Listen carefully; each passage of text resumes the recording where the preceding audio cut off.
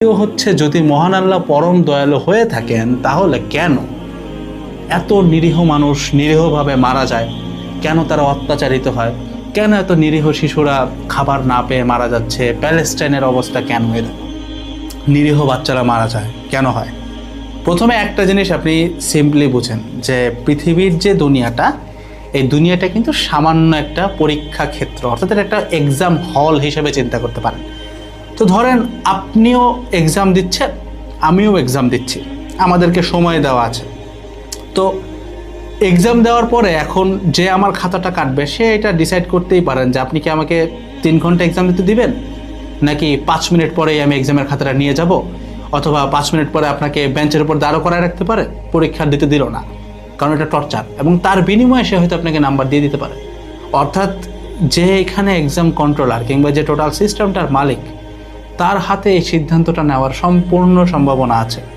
আপনি যদি বাস্তব জীবনে চিন্তা করেন, হয়তো আমি 70 বছর বাঁচলাম, 20 বছর বাঁচলাম, এই জীবনে আমি অনেক কিছু করছি, ওইটার উপর আমার জাজমেন্ট হবে।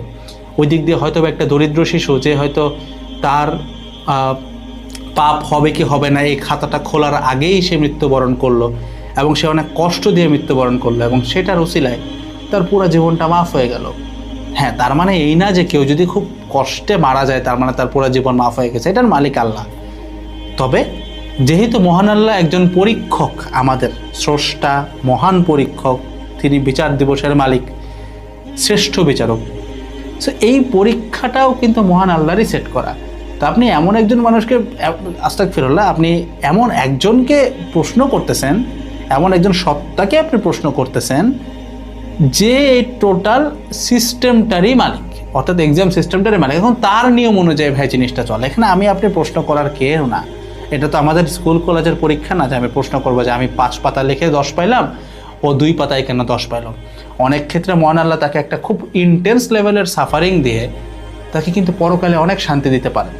আবার এমনও হইতে পারে যে বাচ্চাটা 4 বছর বয়সে মারা গেল, হয়তো সে যদি 40 বছর বাঁচত, হয়তো সে অনেক গুনাহ কামায় ফেলতো, এবং তার কারণে সে হয়তো পরকালে চিরকাল জাহান্নামে থাকতে লাগতো। তার বিনিময়ে আল্লাহ তাকে 4 বছরের মৃত্যু দিয়ে তাকে জান্নাত দিয়ে দিলেন। সো যেইভাবেই আপনি জিনিসটাকে টার্ন অ্যারাউন্ড করেন না কেন, মহান আল্লাহ কিন্তু অবশ্যই পরম দয়ালু, এবং উনি আমাদের বেস্ট অফ দ্য বেস্টটাই চান। সো এই